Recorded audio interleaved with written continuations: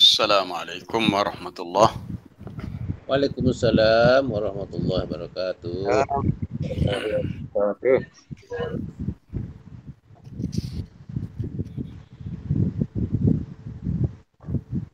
Bismillahirrahmanirrahim. Alhamdulillahi rabbil alamin. Wa bihi nasta'in wa la 'udwana illa 'alal zalimin. Salatan wa salaman ala Rasulillah wa ala alihi wa ashabihi wa man ihtada bihadihi wastanna bisunnatihi ila yaumiddin. Rabbi shrah li sadri wa yassir li amri wahlul 'uqdatam min lisani yafqahu qawli. Allahumma 'allimna ma yanfa'una. Allahumma 'allimna ma jahilna wanfa'na bima 'allamtana wa 'allimna ma yanfa'una wa zidna 'ilma. Amma ba'd. Para jemaah muslimin muslimat, para pendengar, penonton yang dirahmati Allah, alhamdulillah. Hari ini sekali lagi kita dapat bersama untuk kita teruskan program tadabbur. Hari ini kita dah masuk hari Selasa 3 Ogos 2021 Masihi bersamaan 24 Zulhijjah 1442 Hijriah. Jadi untuk hari ini ayatnya ayat 39 dari surah Al-Qalam. InsyaAllah kalau sempat kita habiskan sampai ayat 40. Ayat 43. A'udzu billahi minasy syaithanir rajim. Am lakum aymanun 'alaina balighatun ila yaumil qiyamati inna lakum lama tahkumun. Salhum ayyuhum bidzalika za'im. أم لهم شركاء فليأتوا بشركائهم إن كانوا صادقين يوم يكشف عن ساق ويدعون إلى السجود فلا يستطيعون خاشعة أبصارهم ترهقهم ذلة وقد كانوا يدعون إلى السجود وهم سالمون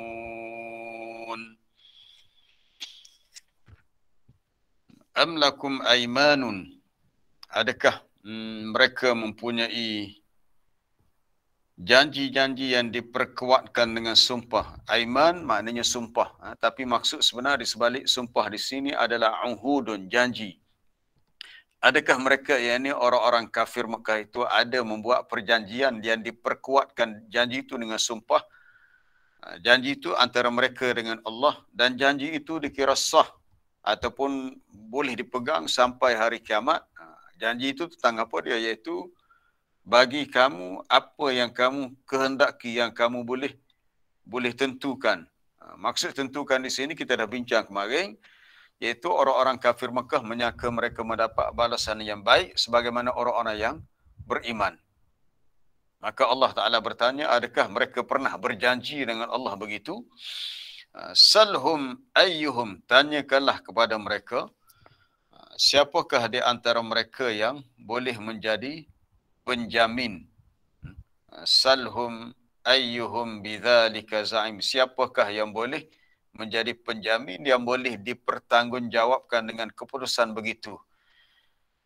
Jadi kita lihat banyak soalan-soalan yang Allah Ta'ala tanya sebab dalam hal yang melibatkan menegakkan keadilan kepada manusia di akhirat, Allah Ta'ala sangat adil dan teliti. Maka dia tanya satu persatu, adakah mereka ada kitab yang mereka pernah membacanya? Dalam kitab itu ada bukti bahawa mereka ada hak untuk dapat balasan begitu. Kemudian ditanya lagi, adakah mereka ada membuat perjanjian dengan Allah? Janji itu diperkuatkan dengan sumpah bahawa mereka layak dapat balasan begitu. Kalau betul ada, maka datangkanlah bukti, iaitu siapa yang menjadi zaim, yang menjadi penjamin, yang bertanggungjawab terhadap keputusan itu. Kemudian ditanya lagi, am lahum syuraka, adakah mereka mempunyai sekutu-sekutu? Sekutu ni kalau kita kata bahasa dalam sekarang ini betul, adakah mereka mempunyai penyokong-penyokong ataupun orang-orang yang boleh memberi bukti bahawa mereka ini layak dapat balasan yang sebegitu. Kalau adalah syuraka, sekutu-sekutu yang boleh membantu mereka dalam perkara ini, maka falyatu bisyurakaihim, datangkanlah sekutu mereka itu jika mereka orang yang benar, jika mereka itu orang yang benar. Dan ingatlah pada hari di mana disingkapkan betis, kerana susahnya hari pembalasan itu dan mereka dipanggil untuk sujud, tetapi mereka tidak mampu untuk berbuat begitu. Dalam keadaan khasyi'atan absaruhum, pandangan mereka khusyuk. Khusyuk ni tunduk ke bawah. Lalu tarhaquhum dhillah, mereka diliputi dengan kehinaan. Wa qad kanu yud'auna ila sujud, dan sesungguhnya mereka itu dahulu, yakni semasa di dunia, telah diseru, telah diajak untuk sujud. Padahal ketika itu mereka salimun, dalam keadaan mereka sihat sejahtera, tapi mereka tak mahu sujud, maka di akhirat nanti mereka tidak dapat sujud. Jadi ada dua bahagian. Pertama, tentang persoalan yang dikemukakan kepada orang-orang kafir di Mekah, tentang dakwaan mereka yang mereka akan dapat balasan yang baik sebagaimana orang-orang yang bertakwa. Yang kedua, situasi bahagian kedua tentang gambaran dahsyat di hari kiamat. Baik, kita lihat yang pertama dulu. Ini pertama ni sambungan daripada yang kemarin lah. Am lakum aimanun, adakah mereka mempunyai sekutu? Baik, sebelum tu kita tengoklah sedikit tajwid. Lama dah kita tak buat semakkan tentang tajwid. Am lakum aimanun. Am izhar, mim mati bertemu dengan lam. Kemudian mim mati bertemu dengan hamzah pun izhar juga. Nun, huruf nun yang berbaris dua di atas, tanwin bertemu dengan ain, pun izhar juga. Balighatun, tanwin pada tak marbutah, tanwin bertemu dengan hamzah, pun izhar juga, izhar halqi. Jadi bacaan ni tak perlu kepada gunnah, tak ada dengung. Terus ya, am lakum aimanun alaina balighatun, terus tanpa ada gunnah, dengung. Kemudian bila sampai kepada innalakum, nun bersabdu wajibul gunnah, dengunglah. Innalakum lama tahkumun, kum mim mati bertemu dengan lam, itu izhar, tak ada dengung. Salhum ayyuhum, hum yang pertama izhar, tak ada dengung. Hum yang kedua mim mati bertemu dengan ba, itu ada gunnah, ada dengung di situ pada hukum ikhfa syafawi. Am lahum syuraka, sekali lagi hukum izhar. Banyak hukum izhar dalam ayat yang kita baca hari ini. Mim mati bertemu dengan lam, izhar. Syafawi, tak ada dengung. Hum syuraka, mim mati bertemu dengan syim pun sama juga, tak ada dengung, maknanya izhar. Syuraka pada hukum mat wajib muttasil. Begitu juga bisyurakaihim in kanu sadiqin. Baik, kembali kepada ayat 39 tadi tentang sumpah.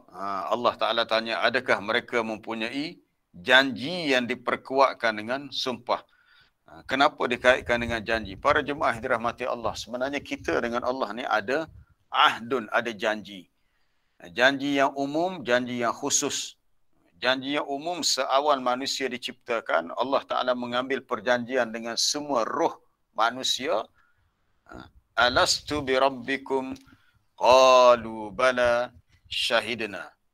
Itu kita boleh rujuk dalam ayat surah Al-A'raf, surah Al-A'raf, ayat 172, muka surat 173. Ayat 172 surah Al-A'raf. Ingatlah ketika Tuhanmu mengambil daripada Bani Adam dan zuriatnya iaitu mengambil persaksian, pengakuan terhadap mereka. Alastu bi rabbikum, tidakkah aku ini Tuhan kamu? Allah Ta'ala tanya dahulu sebelum kita dilahirkan, dah ada perjanjian antara roh-roh manusia dengan Allah Ta'ala. Maka semua roh itu menjawab, qalu bala syahidna, bahkan kami mengaku, kami bersaksi engkaulah wahai Allah Tuhan kami. Diambil persaksian itu sebagai suatu janji supaya tidaklah manusia mengatakan bahawa kami tak tahu tentang perkara ini. Antaqulu yaumal qiyamati inna kunna an hadza ghafilin. Supaya tidaklah kamu dapat mengatakan di hari kiamat bahawa kami tak tahu apa-apa tentang perkara ini. Mana dah ada janji antara kita dengan Allah. Kita tahu tak tahu, kita sedar tak sedar, sebenarnya ada janji. Janji ini yang disebut oleh Nabi SAW dalam Sayyidul Istighfar.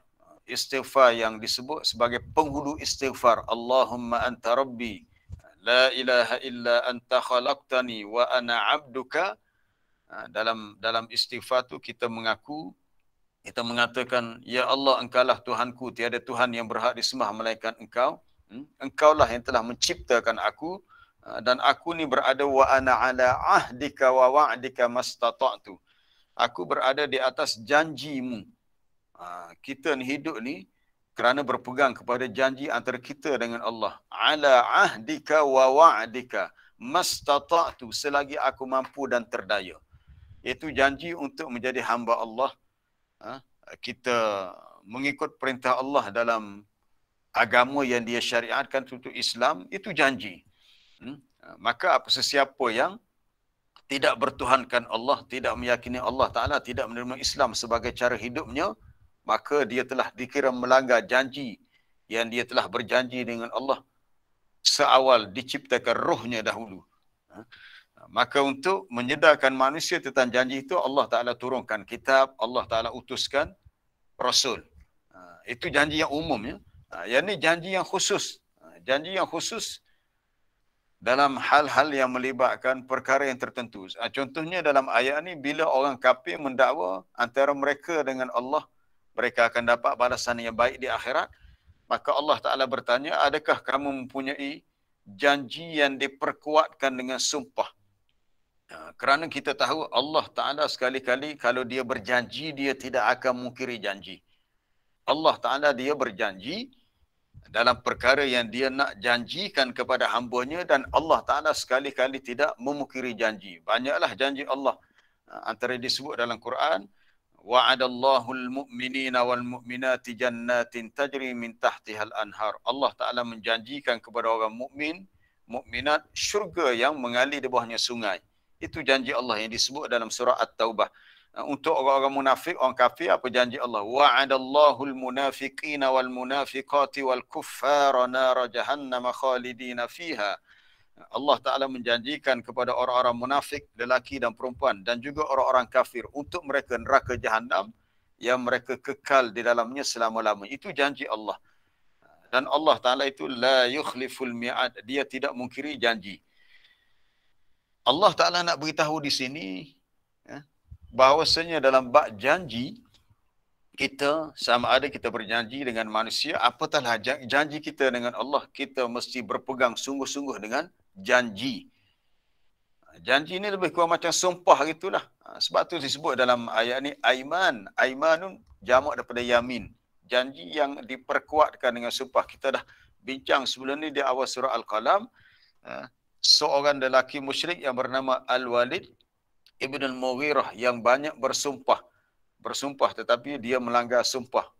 Kalau dia berjanji, dia langgar janji. Itu ciri orang munafik lah, yang suka langgar janji. Tapi Al-Walid bin Al-Mughirah ni dia seorang kafir musyrik. Dalam banyak urusan uqud, bukan setakat janji biasa, dalam bab akad, dia sebenarnya janji juga. Dalam ayat pertama suratul Maidah, ya ayyuhallazina amanu aufu bil uqud. Wahai orang-orang yang beriman, hendaklah kamu penuhi segala akad-akad. Apa dia akad? Akad macam contoh kita kata akad nikah. Akdun. Kalau bahasa Kelantan, akad-akad ni akad kain, akad beledi, itu bukan akad gitu. Itu angkat. Akdun, akad. Akad nikah contohnya. Bila seorang pengantin lelaki diijab kabulkan untuk majlis perkahwinan, apabila imam atau qadi itu melafazkan ijab, lalu pengantin kata aku terima nikahnya. Sebenarnya akad nikah tu dah termasuk akdun, suatu akad yang dikira ahdun wa wa'dun, suatu ikatan perjanjian. Cuma tak adalah dalam akad nikah tu adanya lafaz qasam. Wallahi tak disebutlah qasam. Tapi sebenarnya termasuk akad. Bila akad, akdun maknanya ada janji. Seorang yang dah diijab kabulkan, dah sah dia jadi pasangan kepada isterinya ataupun jadi suami kepada isteri dan perempuan tu jadi isterinya. Maknanya mereka dah dikira berjanji untuk melaksanakan tanggungjawab hidup berumah tangga. Itu sebenarnya kita kena faham dengan akad. Sama juga dalam akad jual beli. Dalam jual beli pun tiada akad. Apabila penjual setuju, saya jual lah. Pembeli kata saya belilah harga sekian barang ni. Bila ada akad, maka kita dah setuju dengan kata-kata tadi untuk kita membeli dengan harga sekian, penjual setuju untuk jual dengan harga sekian. Jadi sebenarnya dalam hidup kita ni banyak berlaku perkara-perkara yang kita tidak sedar, ianya sebenarnya adalah dikira wa'dun wa'akdun, dikira suatu janji, akad ataupun ahdun. Jadi kita kena berpegang kepada janji. Kita kena berpegang kepada janji. La imana liman la amanata lahu. Tidak dikira ada iman bagi orang yang tidak ada sifat amanah, yang tak boleh dipercayai. Termasuklah orang yang melanggar janji yang dia berjanji dalam perkara yang perlu dia tunaikan janji itu. Jadi Allah Ta'ala beritahu dia tak ada janji apa-apa dengan orang-orang kafir untuk beri balasan begitu. Tiba-tiba kenapa mereka mendakwa mereka dapat balasan seperti orang Islam? Mereka syok sendiri, merasakan mereka akan dapat balasan yang baik di sisi Allah, padahal mereka tidak layak untuk dapat balasan di atas kekufuran mereka. Sebaliknya mereka akan diberi balasan yang buruk.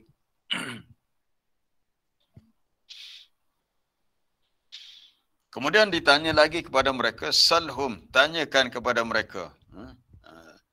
Tanyakan kepada mereka, ayyuhum bidzalika sa'im, siapakah di antara mereka yang bertanggungjawab terhadap keputusan yang diambil.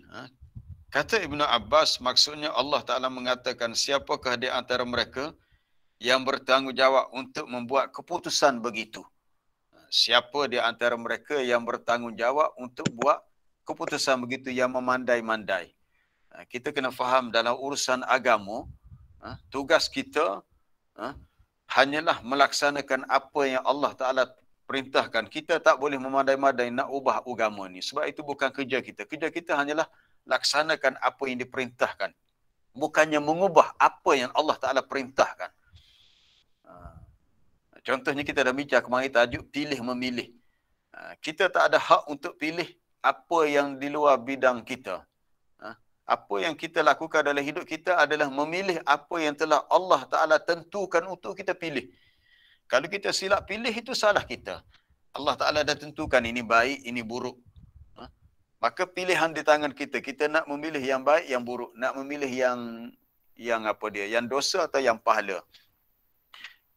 Pilihan tu ada di tangan kita. Tetapi untuk menentukan sesuatu tu baik, buruk, dosa, pahala, itu bukan urusan kita. Itu urusan Allah. Agama ni Nabi dah bawa dah kepada kita begini bentuknya. Kehidupan beragama. Tugas kita hanyalah terima dan laksanakan. Bukan tugas kita untuk ubah ajaran agama. Itu tak boleh. Dah berlaku dahulu dalam agama terdahulu, zaman Ahlul Kitab.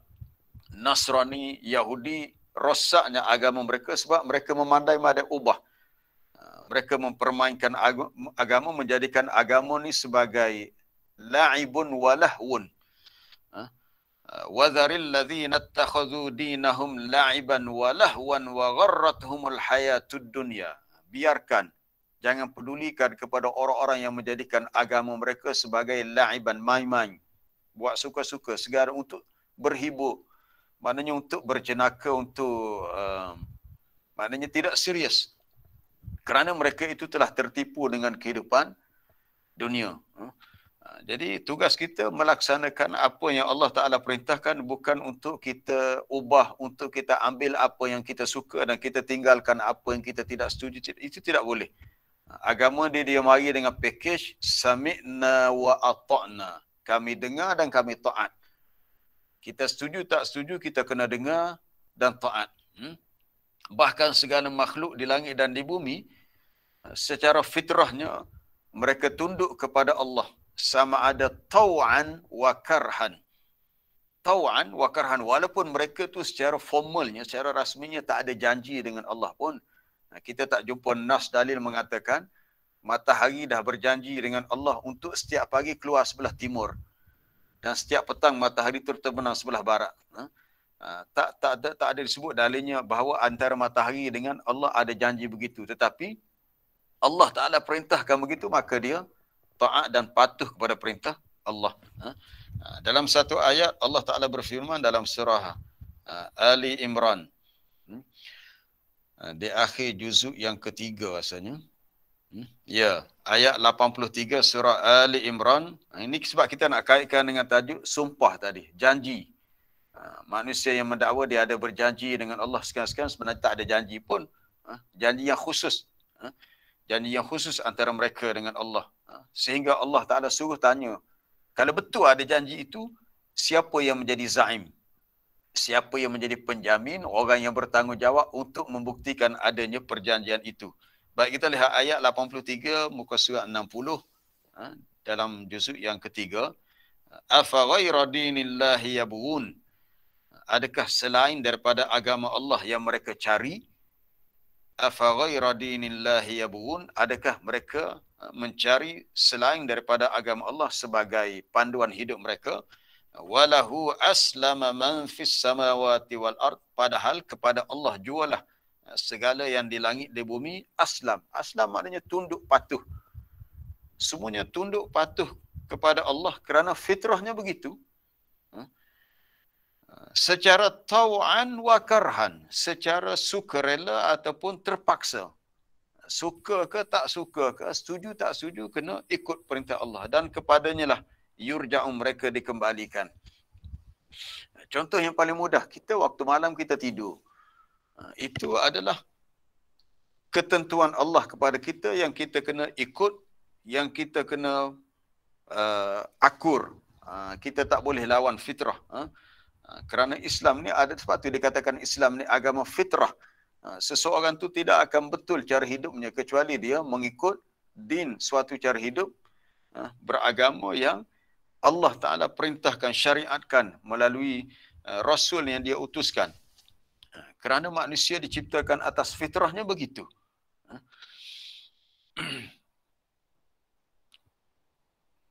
Manusia secara fitrahnya mahu hidup berpasangan, hidup berkeluarga.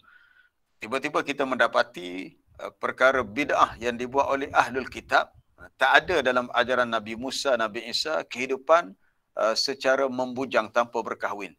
Tetapi mereka telah mencipta suatu doktrin kehidupan yang disebut rahbaniyah. Rahbaniyah yang hidup tanpa berkahwin. Tapi masalahnya bila mereka melawan fitrah, mereka tak mampu nak bendung keinginan fitrah mereka, akhirnya mereka melakukan perbuatan yang keji, berlakunya perzinaan contohnya, berlakunya hubungan seks yang bebas.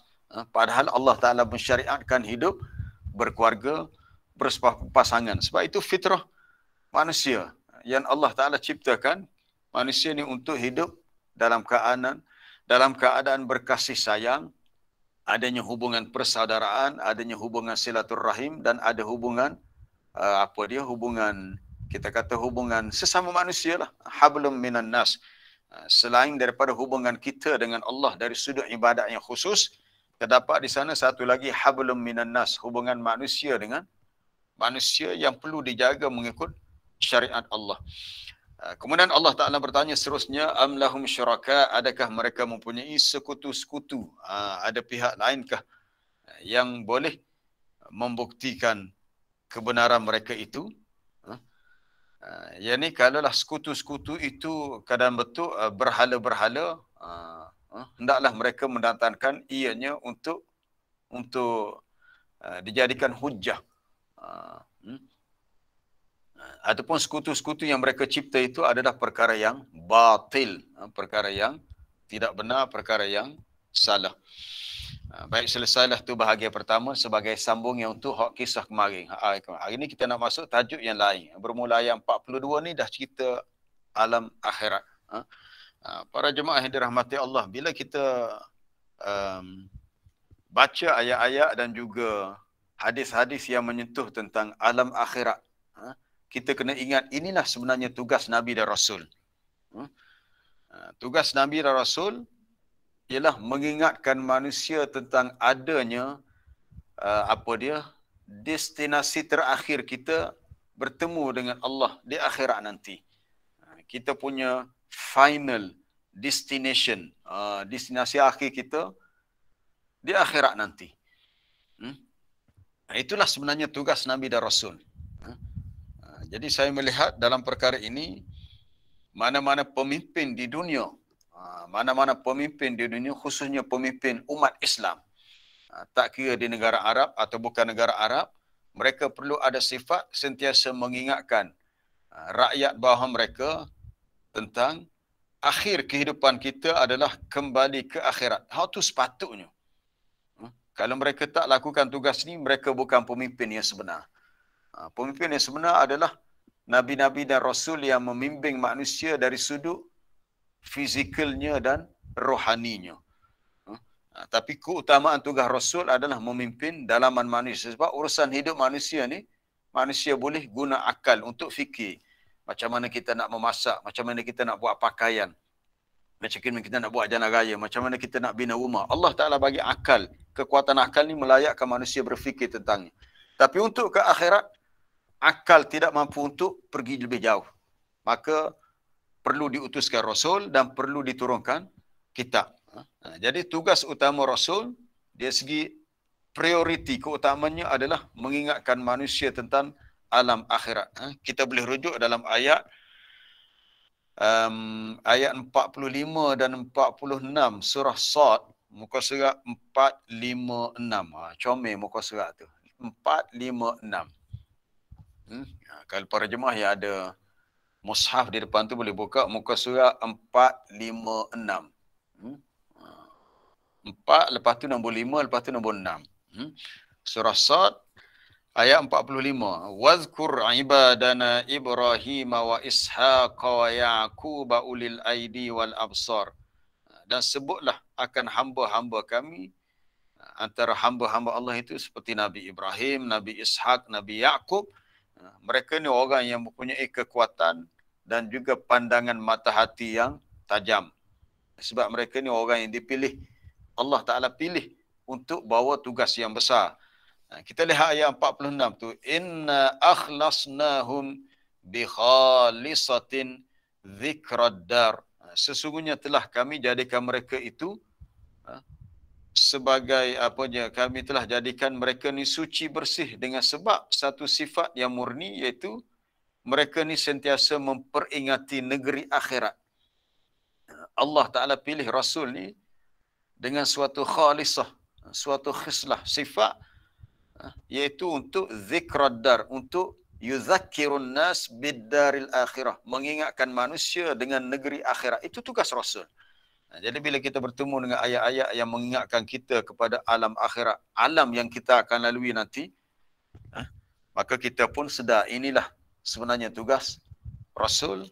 Dan bila kita boleh sampaikan kepada orang lain dan kita boleh berkongsi pengetahuan tentang alam akhirat, gambaran-gambarannya, bermakna kita telah selesai satu tugas kita, iaitu yang Nabi sebut, balighu anni walau ayah, sampaikan daripada aku walaupun satu ayat. Baik, kita lihat apa maksud ayat 42 dan 43 sebagai penutup untuk tadabbur kita hari ini.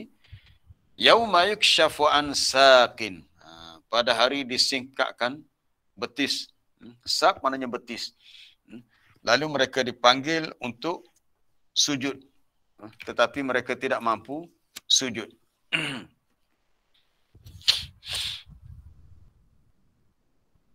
Ingatlah pada hari di mana yashtaddul amr,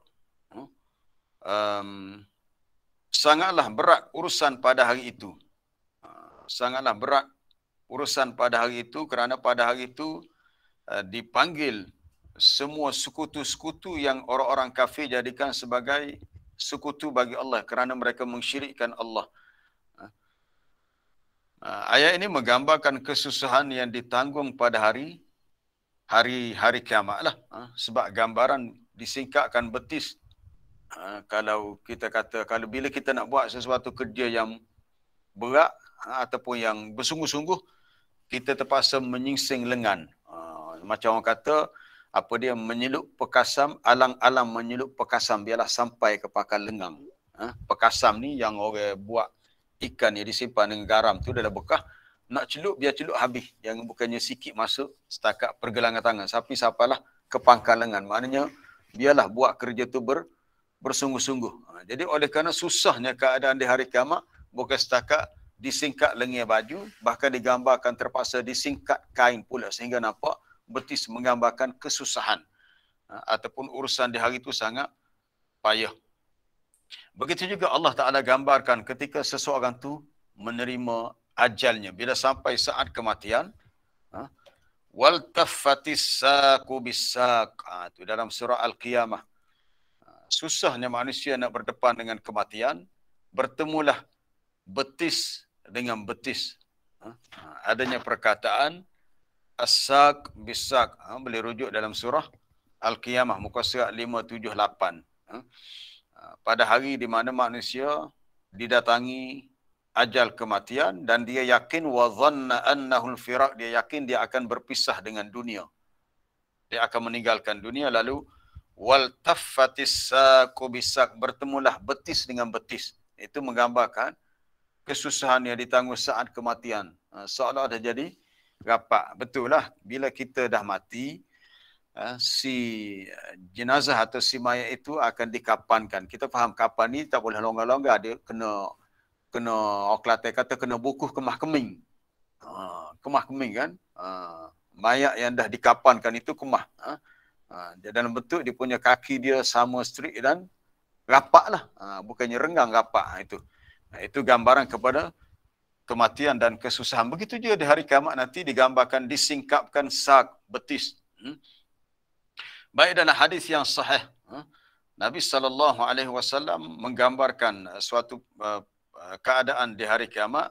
Itu dalam ayat, dalam hadis pula. Daripada Abi Sa'id Al-Khudri radhiyallahu anhu. Yaqulu yakshifu rabbuna an saqihi fayasjudu lahu kullu mu'min wa mu'minah wa yabqa man kana yasjudu fid dunya riya'an wa sum'ah fayadhhabu liyasjud fayaudu dhahruhu tabaqan wahidan. Tuhan kita akan menyikatkan akan betisnya. Itu yang Nabi sebut begitu. Tapi kefahamannya kita kena faham dalam konteks ia sifat Allah yang tak sama dengan sifat makhluk. Ada tafsiran kita tak boleh faham sebagaimana sifat makhluk. Kita kena serahkan kepada Allah tentang kaifiat bagi sifatnya. Tapi Nabi sebut yakshifu rabbuna, Tuhan kita menyikatkan akan betisnya. Lalu sujudlah kepadanya oleh orang yang mukmin dan mukminah. Yang tak boleh sujud hanyalah orang yang pernah sujud di dunia kerana riya'an wa sum'ah, kerana mahu riak, menunjuk-nunjuk dan mahu mencari kemasyhuran. Lalu tiba-tiba bila dia pergi untuk sujud, tak dapat sujud. Lalu kembalilah belakangnya menjadi tabakan wahidan, jadi lurus satu, seperti satu bentuk anggota yang tak ada sendi. Tabakan wahidan, tak ada sendi. Sebab badan kita ni banyak persendian. Kita boleh rokok, kita boleh sujud, kita boleh duduk dengan apa-apa posisi sebab badan kita ni banyak persendian. Banyak sendi. Tapi tiba-tiba ada orang-orang yang di akhirat nanti diperintahkan sujud, dia tidak dapat sujud. Jadi ayat ni menggambarkan suatu keadaan.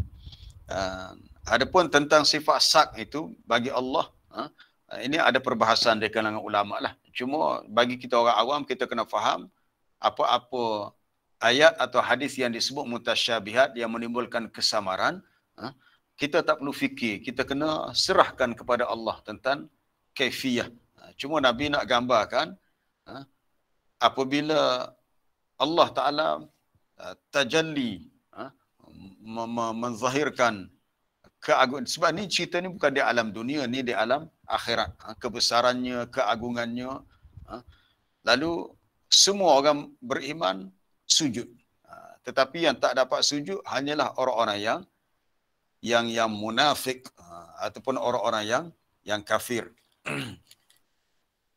Apa maksud sujud di sini? Kalau di dunia maksud sujud semasa di dunia. Sebenarnya mereka dulu masa di dunia mereka dah dipanggil, diseru untuk sujud. Setiap kali maksudnya waktu solat kita akan mendengar azan yang dilaungkan. Sujud dialah solat yang difardukan. Kata Imam Ibrahim An-Nakhai dan Asy-Sya'bi, maksud sujud di dunia dahulu maksudnya as-salawatul mafruḍah, salat fardu. Maksudnya sama ada pertama mereka tidak sujud ataupun mereka solat juga tetapi dalam keadaan riaan untuk menunjuk-nunjuk ataupun untuk sum'ah, untuk mencari kemasyhuran. Jadi masa itu mereka tidak dapat sujud. La yastati'un. Khashi'atan absaruhum tarhaquhum dhillah. Pandangan mereka dalam keadaan tunduk ke bawah, dalam keadaan khusyuk. Digambarkan khusyuk di sini khasyiah pada absar. Dalam ayat lain disebut khasyiah dalam bentuk wajah. Hal ataka hadithul ghashiyah wujuhun yawma idzin khasyiah. Wujuhun, beberapa wajah pada hari itu dalam keadaan khusyuk, tunduk, takut. Di sini digambarkan khusyuk ialah absar, pandangan mata mereka, iaitu dalam keadaan takutlah.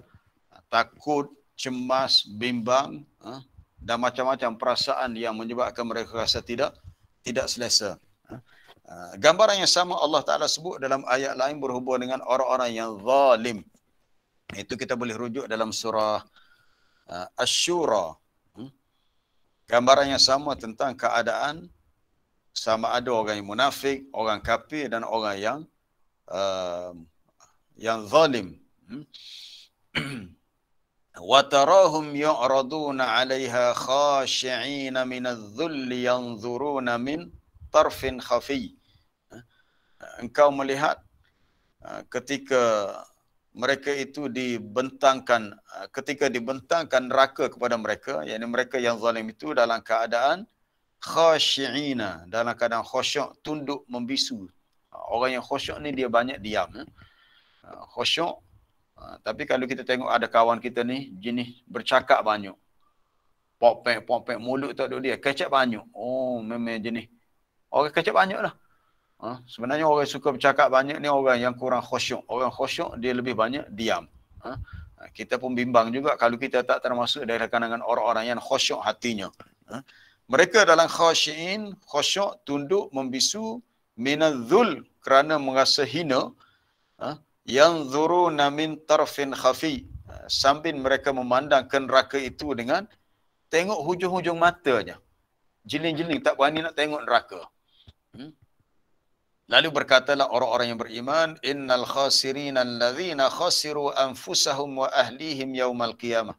Sesungguhnya orang-orang yang rugi adalah orang-orang yang merugikan diri mereka dan ahli keluarga mereka pada hari kiamat. Jadi ayat ini juga menggambarkan keadaan khusyuk, yakni takut. Takutnya orang-orang yang zalim, yang berbuat kejahatan semasa di dunia. Itu boleh rujuk dalam surah Asy-Syura ayat 45. Jadi kita kembali kepada ayat 43 surah Al-Qalam. Khasyi'atan absaruhum, kemudian tarhaquhum dhillah. Sifat yang lain berlaku pada mereka. Mereka diliputi dengan kehinaan. Macam mana kita nak gambarkan hina tu? Hina tu dalam bentuk dia ada kesan-kesan kehinaan. Khudushun, khumushun, seperti cakaran, seperti bekas parut, seperti bekas luka. Warna muka yang iswaddat, wujud muka yang kehitaman. Muka yang disebut juga berdebu-debu.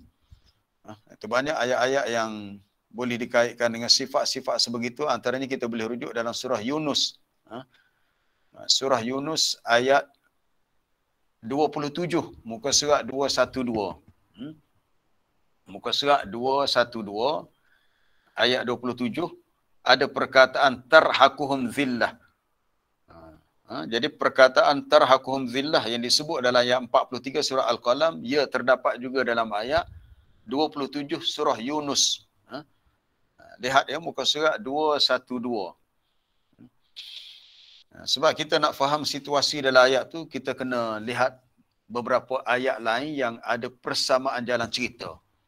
Sebab kita kena faham ayat Quran, bila kita nak faham ayat Quran, ayat itu difahami dengan ayat lain yang mempunyai persamaan jalan cerita, tetapi mungkin dia punya uslub, gaya bahasanya berbeza. Baik, ayat 27 surah Yunus berbunyi, وَالَّذِينَ كَسَبُوا السَّيِّئَاتِ جَزَاءُ سَيِّئَةٍ بِمِثْلِهَا وَتَرْهَقُهُمْ ذِلَّةٌ مَا لَهُم مِّنَ اللَّهِ مِنْ عَاصِمٍ كأنما أغشيت وجوههم قطعا من الليل مظلما أولئك أصحاب النار هم فيها خالدون والذين كسبوا السيئات. Adapun orang-orang yang mengusahakan kejahatan, yang hidup dia di dunia hanya buat perkara jahat, maka dia mendapat jazaa'us sayyi'atin, balasan kejahatan yang seumpamanya. Orang buat jahat, dia dapat jahat yang seumpamanya. Wa tarhaquhum zillah, dan mereka itu diliputi dengan kehinaan. Zil ataupun dibaca dengan azul, diliputi dengan kehinaan. Ini yang menakutkan, sebab bila hina di akhirat lebih hina daripada dunia. Banyaklah sebab-sebab yang membawa kepada kehinaan untuk manusia di akhirat. Antaranya Nabi pesan kepada Abu Dzar. Abu Dzar satu hari minta kepada Nabi supaya diberi jawatan. Ni kita pun tengok semenjak 2 menjak ni negara kita ada kegawatan politik ya. Yalah macam-macam lah boleh berlaku, politik ni sentiasa berubah ya. Nabi pernah pesan kepada Abu Dzar bila Abu Dzar minta suatu jawatan, lebih kurang jawatan politik lah. Lalu Nabi kata, ya Abu Dzar, inni araka dha'ifan, aku lihat kamu ni seorang yang lemah. Lemah tu bukan maksud lemah agama, bukan. Abu Dzar ni seorang yang lemah iman. Dia seorang sahabat yang mulia, yang kuat beribadat. Maksud lemah, kamu aku lihat tak mampu untuk memikul tugas sebagai pemimpin ataupun mana-mana jawatan yang disebut sebagai tugas kepimpinan. Maka Nabi pesan, dia kata, innaha, sesungguhnya tugas yang kamu nak minta ni adalah amanatun, suatu amanah, satu tanggungjawab yang besar. Wa innaha khizyun wa nadamah, sesungguhnya dia akan menjadi suatu kehinaan. Khizyun juga dengan maksud zillah. Tugas yang kamu nak ni adalah suatu kehinaan dan menjadi suatu nadamah, penyesalan di akhirat. Illa man akhadhaha bihaqqiha wa adda alladhi alaihi fiha, kecuali orang yang mengambil tugas itu dengan selayaknya. Kalau benar-benar dia layak dan dia boleh memikulnya dengan betul, maka dia akan selamat di akhirat. Tapi kalau dia nak jawatan tu dengan niat dia ada kepentingan diri dan dia tak layak, maka dia akan tangguh penyesalan di akhirat yang sangat tidak berbaloi dengan apa yang dia dapat di dunia. Mungkinlah dengan jawatan tu dia dapat gaji yang besar, dia dapat banyaklah pendapatan yang besar, harta yang banyak, tetapi tak berbaloi dengan kehinaan yang dia tanggung di akhirat. Seolah-olah tak dapat menembus kekayaan yang dia perolehi dengan jawatan yang dia sandang tu. Tak memadai dengan kesusahan di akhirat yang sangat berat, yang sangat dahsyat. Di sini Nabi nak mengingatkan kepada kita, bukan setakat kepada Abu Dzar, kepada Al-Ghifari, tugas-tugas dipanggil tugas-tugas kepimpinan, ataupun tugas yang kita kata besar, risikonya, tanggungjawab ni, kalau boleh, bagi orang yang rasa dia memang tak mampu, dia kena tanazul, kena berundur. Tapi berlaku sebaliknya, manusia ini bukan nak berundur, tapi berebut-rebut. Masing-masing melobi diri sendiri, buat kempen pula. Undilah saya, sokonglah saya. Orang yang benar-benar warak, mereka mengelak. Bukan mereka minta, mereka mengelak. Kecuali orang lain yang meminta mereka pegang jawatan. Bukan mereka yang meminta jawatan. Sebab Nabi dah pesan kepada Abdul Rahman bin Samurah, la tas'alil imarah. Jangan kamu minta apa-apa jawatan dalam kepimpinan. Jangan kamu minta. In u'titaha min ghairi mas'alatin u'inta 'alaiha. Kalau kamu diberi sesuatu tugas tanggungjawab dalam kepimpinan, dalam politik lah, istilah sekarang ni politik tu bahasa Inggeris sebenarnya. Dalam siasah ni, kalau kamu diberikan, bukan kamu minta pun, maka kamu akan dibantu untuk melaksanakan tugas itu. Tapi wa in u'titaha min mas'alatin, kalau kamu diberi kerana kamu yang memintanya, kalau kamu diberi tugas kerana kamu yang terhegeh-hegeh nak kepada tugas, maka wukilta ilaiha, maka diserahkan tugas kepada kamu dan kamu akan menanggung beban atas tugas itu. Susah di dunia, susah lagi di akhirat. Itu saya nak kaitkan dengan ayat tarhaquhum zillah, diliputi dengan kehinaan. Itu salah satu sebab yang membawa manusia hina di akhirat. Banyaklah sebab-sebab lain kalau kita nak bincang tajuk bab hina di akhirat atas kesilapan ataupun kelemahan manusia. Mereka akan tanggung kesusahan di akhirat, maka kita akan menemui banyak dalil-dalil yang kita melihat kenapa para ulama dahulu sangat warak. Imam Abu Hanifah di zamannya bila dia menolak jawatan sebagai qadi, jawatan sebagai hakim, sebagai qadi, dia menolaknya kerana dia tahu khalifah zaman dia lebih cenderung kepada mazhab Mu'tazilah.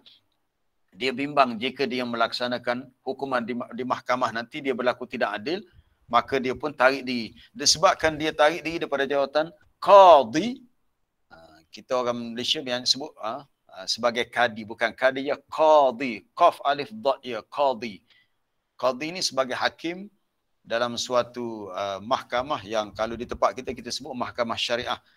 Sebab di Malaysia ni sistem kehakiman kita ada dua, yang konvensional dan yang agama yang mahkamah syariah. Yang konvensional ada mahkamah tinggi, mahkamah magistrate, mahkamah rendah, mahkamah rayuan sebagainya. Baik, bila Imam Abu Hanifah tolak jawatan itu, akibatnya dia dipenjara. Bagi Imam Abu Hanifah, dia sanggup dipenjara di dunia daripada dia menanggung kesusahan di akhirat kerana dia pegang satu jawatan dan dia yakin dengan jawatan tadi dia tak dapat laksanakan tugas dia dengan baik sebab khalifah itu bukan bermazhab Ahlus Sunnah tetapi bermazhab Mu'tazilah. Jadi dia tak mahu diri dia diperalatkan untuk kepentingan orang politik pada zaman itu. Itu berlaku kepada Imam Abu Hanifah. Perkara yang sama berlaku kepada tokoh-tokoh ulama yang lain. Mereka sangat takut dengan sesuatu jawatan sebab takut tarhaquhum zillah, termasuk orang yang diliputi dengan kehinaan di akhirat atas sebab-sebab yang berlaku di dunia. Para jemaah yang dirahmati Allah, banyak lagi lah kalau kita nak bincang tentang kesusahan, bentuk-bentuk kesusahan di akhirat. Saya boleh ambil sedikit dengan baki masa yang masih ada berapa minit lagi. Lebih kurang 8 minit lagi ya.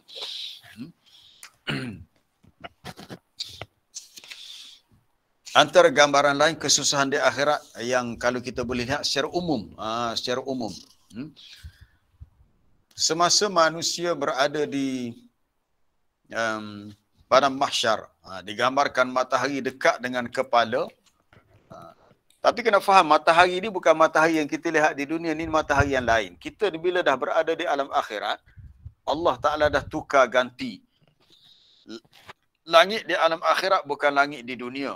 Bumi yang kita pijak di padang mahsyar itu bukan bumi sebagaimana alam dunia lain dah. Yauma tubaddalul ardu ghairal ardi was samawat wa barazu lillahil wahidil qahar. Ingatlah pada hari di mana Allah Ta'ala tukar gantikan langit ini dengan langit yang lain. Langit akhirat tidak sama dengan langit dunia. Bumi pun begitu juga. Matahari didekatkan sehingga jaraknya disebut 1 mil. 1 mil ni lebih kurang 1 batu. Dekat je. Dan manusia dalam keadaan mereka itu, tapi kita kena fahamlah tubuh badan kita di akhirat nanti tak sama dengan semasa di dunia. Dia manusia di akhirat lain pula keadaannya. Walaupun begitu dahsyatnya kesusahan di padang mahsyar, tidaklah pula manusia itu mati. Nabi SAW menggambarkan kerana disebabkan dekatnya matahari dan menanggung kepanasan yang dahsyat, fayakununa fil araqi biqadari a'malihim. Manusia itu diliputi dengan peluh keringat, berpeluh semua manusia mengikut kadar amalan mereka. Masing-masing kita berpeluh. Faminhum man ya'khudhuhu ila akibahi. Ada orang yang berpeluh sampai kepada dua dia punya tumitnya. Sikitlah, tak banyak. Banjir peluh. Ada yang sampai ila rukbatahi, kedua lututnya. Wa minhum man ya'khudhuhu ila hiqwahi. Ada yang peluhnya mencecah sampai pinggangnya. Bayangkan kita kalau musim tengkujuh, kalau tak tahulah negeri lain, khususnya kalau di Kelantan ni, kalau bulan akhir tahun lah, bulan Disember, banjir, hujan lebat, kita terpaksa mengharung air yang dalam, mungkin sampai lutut, sampai pinggang kita pun kita rasa tak selesa dah. Apatah lagi kalau air itu adalah peluh kita sendiri, dahsyat. Wa minhum man yuljimuhu iljaman. Ada yang sampai peluh itu mengekangnya dengan kuat, seakan-akan sampai kepada lehernya. Ataupun riwayat lain sebut ila fi rahshihi ila ansafi uzunaihi. Dia punya peluh dia tu sampai ke pertengahan kedua telinganya, hampir-hampir menenggelamkannya. Sangat-sangat tidak selesa. Kita ni kalau panas-panas kita dah melekit peluh, kita berpeluh pun kita rasa sangat tak selesa, rimas, melekit-lekit badan kita, maka kita nak mandi cepat-cepat supaya ketidakselesaan itu dapat dihilangkan. Bagaimanakah manusia berada di padang mahsyar mengikut amalan masing-masing? Ada yang peluhnya sedikit, ada peluhnya banyak. Digambarkan peluh tu sampai ke buku lali, ada sampai ke lutut, ada sampai ke pinggang, ada sampai ke leher. Kemudian dalam hadis yang sahih juga, Abu Hurairah menyebut Nabi SAW bersabda, ya'raqun nasu yaumal qiyamah. Berpeluhlah manusia, berpeluh, berkeringatlah mereka di hari kiamat, sehingga peluh itu pergi ataupun dah melimpah, banyaknya 70 zira'an, 70 hasta, sehingga wayuljimuhum hatta yablugha adhanahum, sehingga menenggelamkan mereka dah sampai mencecah kepada telinga mereka.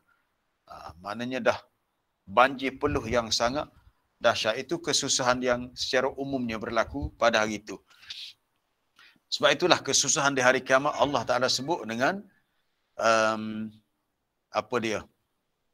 orang-orang yang abrar, orang-orang yang rajin berbuat amal ibadat ni, wa yakhafuna yawman kana syarruhu mustatira.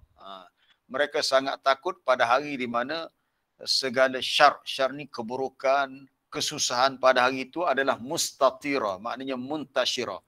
Ianya berleluasa. Sesiapa pun tak terlepas daripada kesusahan, kecuali orang-orang yang Allah Ta'ala lindungi. Semua manusia susah.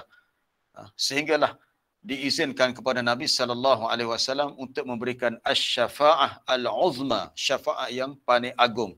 Syafaat itu adalah untuk meringankan kesusahan manusia secara umum di padang mahsyar.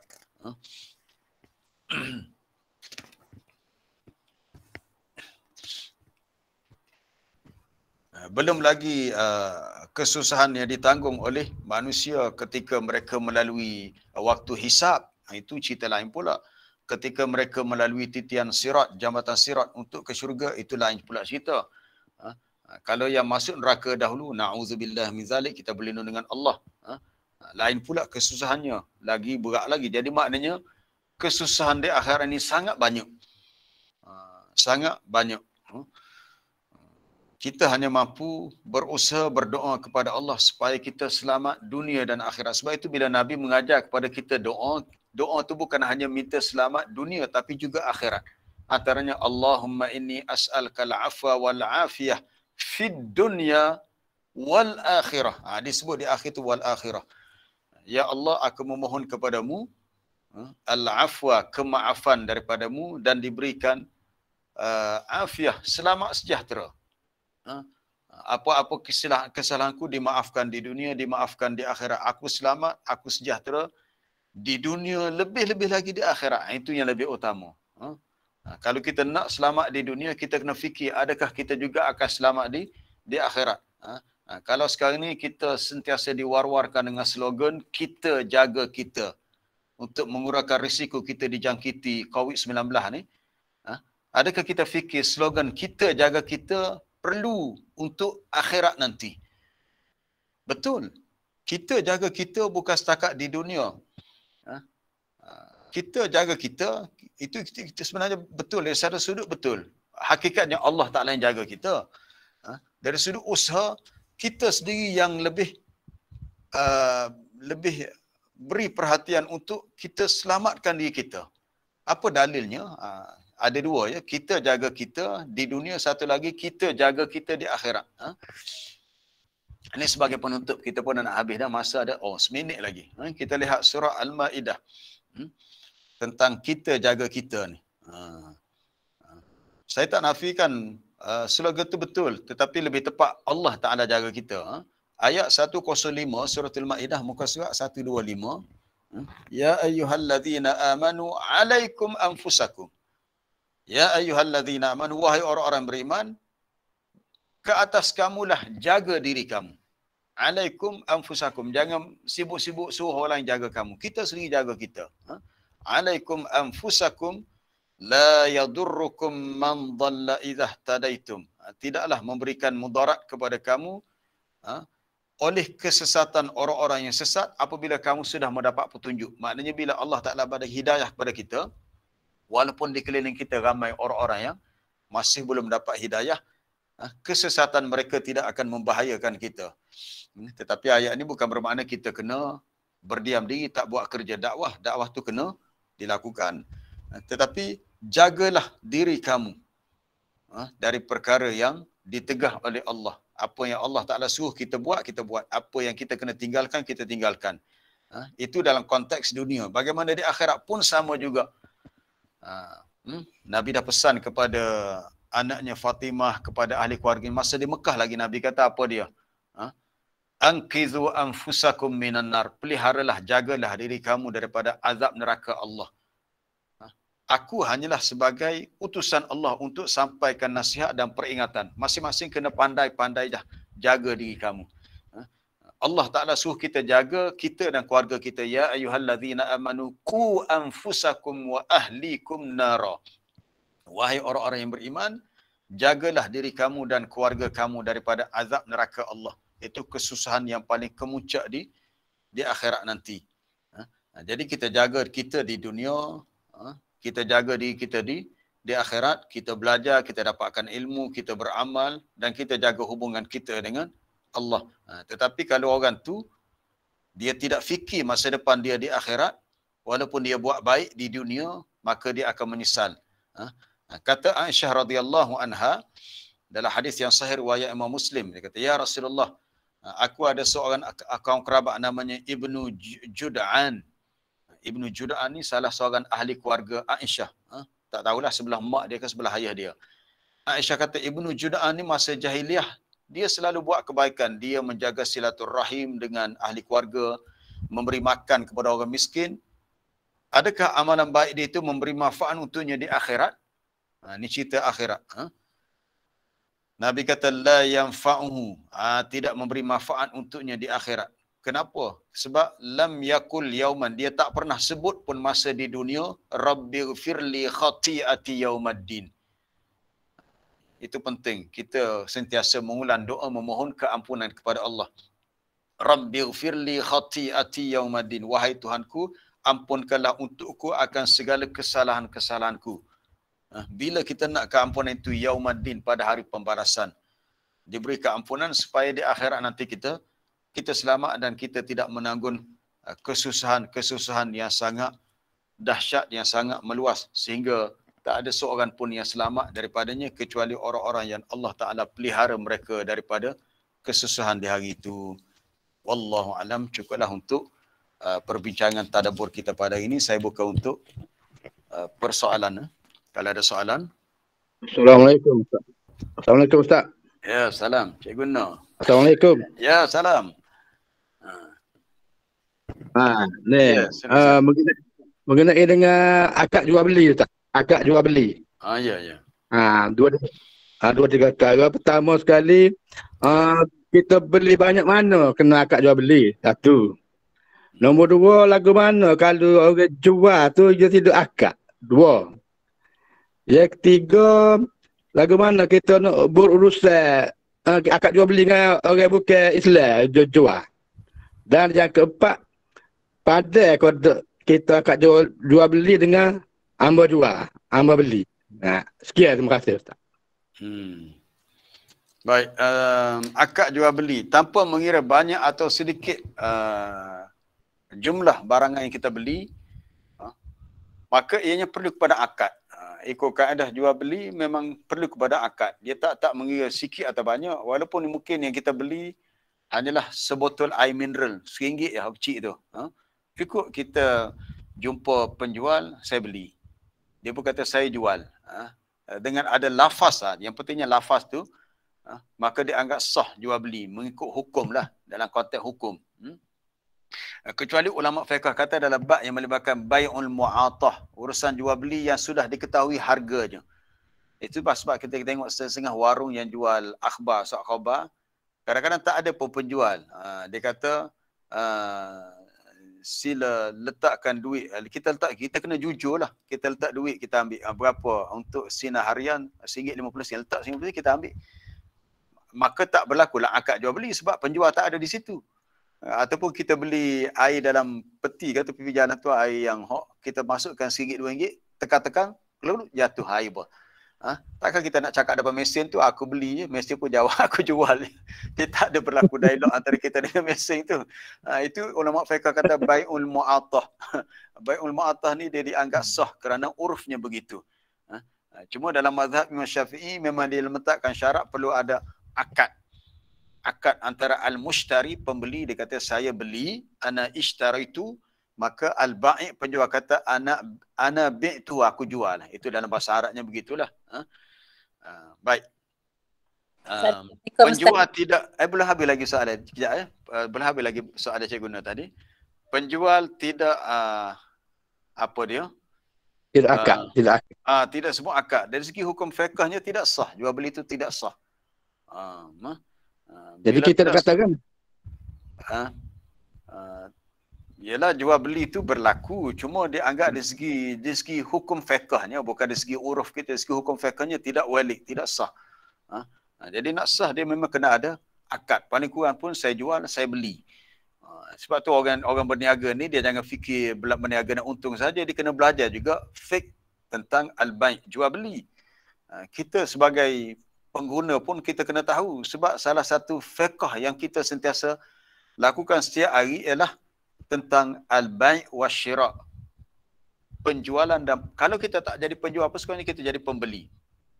Akad jual beli dengan bukan Islam, itu bergantung kepada adat. Betul lah, itu sah, tapi tidaklah ditaklifkan untuk perkara itu berlaku, sebab orang kafir dia tak ada taklif untuk mereka. Kita kata awak bila jual beli dengan saya, awak mesti sebut saya jual gini. Tak ditaklifkan begitu, tapi hukumnya boleh kita mengadakan jual beli, termasuk dalam ayat la yanhaakumullahu 'anil ladzina lam yuqatilukum fid din wa lam yukhrijukum min diyarikum an tabarruhu wa tuqsitu ilaihim. Allah Taala tidak melarang kita berbuat baik dan mengadakan urusan muamalah termasuk jual beli dengan orang kafir yang tidak memusuhi kita. Tapi taklah disyaratkan dengan orang kafir itu perlu ada sistem yang khusus dalam bab akad jual beli. Diharuskan jual beli tapi tak dikhususkan. Tapi dengan orang Islam dia kena ikut hukum yang asal. Sebab dia akan timbul persoalan, orang kafir itu akan kata, kalau saya buat begini bermakna akan timbul. Sebenarnya dalam agama ni la ikraha fi din, tak dipaksa. Bahkan dalam hukum hudud yang lebih tegas pun, fa in ja'uka fahkum bainahum aw a'rid anhum. Jika mereka orang Yahudi datang untuk menghukum kes yang berlaku dalam kalangan mereka, Nabi diberi pilihan sama ada nak hukum mereka ikut hukum dalam Quran ataupun tak mahu hukum, nak biarkan mereka cari hukum mereka sendiri, itu terpulang. Itu dalam kes yang melibatkan orang kafir. Kemudian yang akhir sekali, yang keempat, apa tadi? Adakah cukup? Apa tadi? Padai. Hamba jual, hamba beli. Dah padai dah, cukup dah. Yang pentingnya daripada akad tadi dapat difahami dia punya maqasid tujuannya. Hamba jual, hamba beli. Gunalah bahasa Kelantan atau bahasa apa, akhirnya ianya suatu akad yang dapat difahami maksud daripadanya. Ya, soalan berikutnya ada tadi. Assalamualaikum. Ya, Puan Ros. Saya nak Farus dari mana ya? Dari Melaka, Ustaz. Dari Melaka, ya silakan. Saya nak tanya berkaitan dengan lain lah. Berkaitan dengan baca Yasin ni. Dalam baca Yasin tu kan, pernah ada ibu lah bagi tahu kat saya. Dia kata apa, dia bila anak exam dia selalu baca lah Yasin. Tapi dari Yasin tu kan ada 7 mubin kan. Dia kata bila tiba kat mubin tu, dia kata dia doa lah. Setiap mubin tu 7 tu dia kata dia akan doa untuk anak. Jadi saya nak tahu ada tak panduan amalan ini sama ada daripada hadis ke atau daripada ulama ke? Wallahualam. Terima kasih Ustaz. Setakat yang saya tahu, secara jujurnya setakat yang saya tahu, saya tak jumpai kaedah kafiah amalan begitu. Bila berhenti pada setiap ayat yang ada mubin, wa ma alaina illa al-balaghul mubin, contohnya berhenti lepas tu berdoa. Kemudian jumpa lagi mubin dalam ayat lain, kita pun berdoa lagi. Secara kafiahnya saya tak tahu. Saya tak boleh nak komen. Cuma bagi orang yang mengajar kaedah doa begitu, kita tanya dia lah daripada mana dia mengambilnya. Sebab kita tak jumpa dalam tafsiran surah Yasin, bahkan tak ditemui dalilnya. Macam mana boleh timbul cara berdoa begitu. Cuma biasanya berdoa yang baiknya bila kita dah selesai baca Yasin ataupun mana-mana surah, lepas tu kita boleh berdoa lah. Tapi doa tu lebih kepada setiap akhir ayat yang ada kalimah mubin. Dia doa tu bukan maksud doa kat macam tu, tapi dia macam melalui niat lah maksudnya. Mana kita berhenti sebentar lah untuk niat untuk doa tadi. Wallahualam, saya tak pasti, tak boleh nak komen tu. Tak apa Ustaz, terima kasih banyak ya. Sebab tu bagi saya punya cadangan lah kepada para jemaah, bila kita belajar sesuatu ilmu yang kita nak beramal dengannya, kita pastikan, kita yakin orang yang mengajar kita tu, ustazah tu, dia beritahu kepada kita amalan ni ada rujukannya, ada reference. Ada reference rujukan. Katakanlah dia ambil daripada ayat sekian, hadis sekian, kitab sekian, ulama sekian. Tapi kebanyakan pendakwah kita termasuk dalam TV, prompt dia beritahu sesuatu, tip-tip amalan, kita pun tak tahu daripada mana dia ambil. Akhirnya kita boleh buat satu kesimpulan, mungkin amalan tu dia reka sendiri, ataupun mungkin dia ambil daripada orang yang merekanya tanpa ada dinyatakan refer rujukan. Yang pentingnya rujukan. Sebab tugas kita bukan mereka cipta amalan, beramal dengan apa yang diajar oleh Nabi SAW. Sebab kita tak ada hak untuk mencipta kaifiyah. Baik, ada soalan lain? Okay, Assalamualaikum. Salam. Saya dulu ya. Puan Zakiah. Ya, Puan Zakiah dari mana ni? Daripada Kota Damansara, Petaling Jaya. Ya, dari PJ. Ustaz, saya nak tanya satu berkaitan tentang akad tadi. Kalau kita beli kat pasar raya misalnya kan banyak barang kita. Kalau resit tu dikira macam mana Ustaz? Itu dikira tak sebagai, kan kita beli, lepas tu dia bagi kita resit. Itu adakah? Resit itu bukti pembelian. Dia bukan dalam bentuk akad. Akad ni dia mesti dalam bentuk lafaz, kaedah fiqhnya, lafaz. Dalam bentuk lafaz. Macam orang kahwin pun dia imam tu akan isi borang lah, pengesahan bahawa pengantin sekian-sekian ni dah melangsungkan perkahwinan, kemudian dia tanda tangan. Tapi itu tak mencukupi untuk menjadikan sahnya perkahwinan, kecuali pengantin tu kena sebut dengan lafaznya, iaitu aku terima nikahnya. Jadi tapi pembelian tu sah tak Ustaz? Dari segi fiqh, kalau dalam mazhab Imam Syafi'i, kalau pembelian tu berlaku tanpa ada lafaz, dianggap tidak sah. Dia kaedah dia mesti ada lafaz. Dari segi hukum agama lah, dari segi hukum dunia, benda tu dah selesai dah, dikira sah lah.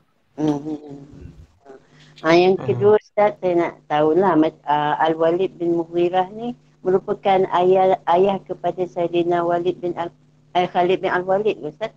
Itu wallahualam, saya tak pasti tu. Saya tak temui maklumat itu. Mungkin ya, mungkin tidak. Ya. Terima kasih Ustaz. Ya. Itu ada soalan bertulis tadi tentang pembelian secara online. Saya pun tertarik juga pembelian online sebab kita ni banyak sekarang ni dalam online banyaklah, Shopee ke Lazada ke mana-mana apa dia yang menyediakan platform jual beli secara online ni. Sebenarnya bila kita dah setuju untuk beli, dia dah tawar, akhir sekali kita dah setuju, secara yang hukum yang tersirat, walaupun secara yang lafaznya memanglah kita tak sebut pun depan telefon kita, aku belilah dengan harga sekian, kita pun tekan apa dia sah, kemudian keluarlah barcode apa, atau jual beli secara kita transfer kita punya bayaran tu daripada akaun bank kita kepada penjual tadi. Tapi apabila kita dah setuju, ianya sebenarnya membawa kepada maksud akad juga. Dari segi maksud dia punya maqasidnya. Cuma tidak berlaku secara lafaz. Ya, ada soalan tadi? Tak. Zuhdi tak? Saya nak tanya, apa efek dia kalau sah dan tidak sah tu, efek dia ke mana? Apa-apa itulah tujuan sah dan tidak sah tu. Ya, bagus Jamil. Dia sah tidak sah ni adalah supaya masing-masing pihak berpuas hati. Kalau sebab urusan muamalah dalam bab jual beli ni dia melibatkan urusan manusia sesama manusia semasa di dunia. Dia kaedah yang perlu dipegang ialah bila berlakunya urusan jual beli mesti berlaku ar-ridha bainat tarafaini. Adanya persetujuan antara kedua-dua belah pihak. Maknanya pembeli bersetuju untuk membeli dengan harga sekian, bukan dipaksa membeli. Dan penjual setuju dengan harga sekian, bukan dipaksa untuk jual dengan harga yang dia tak setuju. Kok ada pembeli masuk ke pasar, dia ugut penjual, aku nak beli benda ni. Kalau kamu tak jual dengan harga yang aku nak, kamu sekian-sekian, diugut, tak boleh. Itu jual beli itu tak sah. Sebab dia mesti berlaku secara kedua-dua pihak saling setuju dan redha. Itu dia punya matlamat tujuannya. Supaya tak timbul masalah. Kalau dah beli lepas tu nanti timbul perbalahan. Sebab itu dalam kaedah pembelian, selagi belum berpisah, Nabi kata al-bayyi'ani bil khiyar man lam yatafarraqa. Orang yang saling mengadakan jual beli antara penjual pembeli, mereka ada hak untuk memilih. Sama ada pembeli boleh memilih untuk membatalkan pembelian. Mungkin dah beli, tiba-tiba dia belum pulang lagi, belum balik lagi. Dia ada kekurangan. Dia beritahu penjual kata okey, dia setuju. Biasanya kalau kita beli sesuatu lah di pasar sebagainya, biasanya penjual pembeli dia kata kalau ada kekurangan atau nak tukar boleh dalam tempoh sekian-sekian. Kalau ada resit, bawa kembali resit sebagai bukti anda beli di sini. Maknanya kita diberi pilihan untuk kita tukar. Supaya tak berlaku permusuhan, perbalahan. Sebab Islam nak menjaga hubungan sesama manusia. Jangan jadikan urusan jual beli menjadi sebab sesama kita berbalah dan bermusuh-musuhan. Itu pentingnya yang apa berlakunya akad tadi. Maknanya dah confirm masing-masing setuju. Setuju untuk jual dan setuju untuk beli. Ustaz, boleh kau sikit lagi Ustaz? Ya guna. Boleh? Ya. Boleh ke? Kalau okey, lagi sebab saya pukul 8 ni saya ada kelas.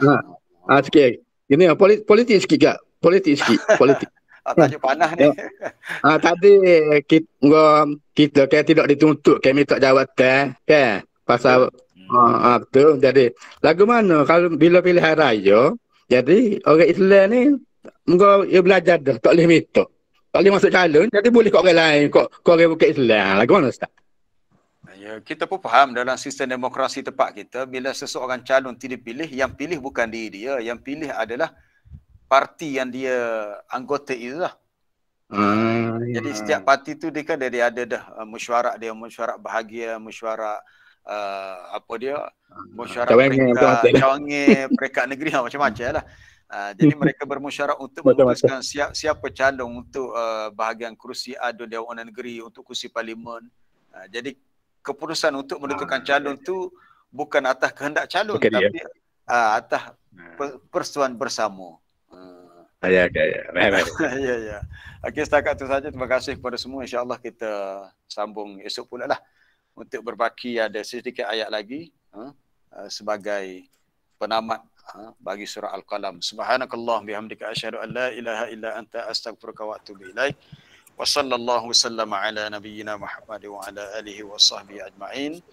Walhamdulillahi rabbil alamin. Assalamualaikum warahmatullahi wabarakatuh. Waalaikumsalam.